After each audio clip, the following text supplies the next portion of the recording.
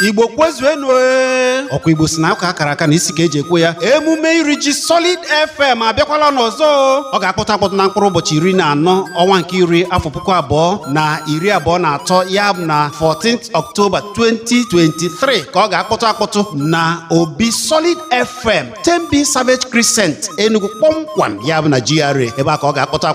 Ihe dị iche iche ga-agba n'ọgbọ. Ihe niile ji akwalite omenala na-akụghị mmiri ga-adị n'ọgbọ. Mmọnwụ ga-agba, erimeri ga-adịkwa o, nkwụ enu na mmanya dị iche iche ga-agba n'ọgbọ. Ihe dị iche iche ga-eme n'ụbọchị a. Anyị ga-echi ndị mmadụ echichi. Anyị ga-akwalite ihe dị iche iche eji mara Igbo. Anyị wee na-akpọku ndị niile furu omenala n'anya, ndị na-akwalite ọdịnala, unu bịa kwado emume iri ji Solid FM. Maka nkwado emume erimiji anyị, kpọọ ma ọ bụ zitere ya ozi na WhatsApp n'akara 07057107230. Ọzọkwa 07057107230.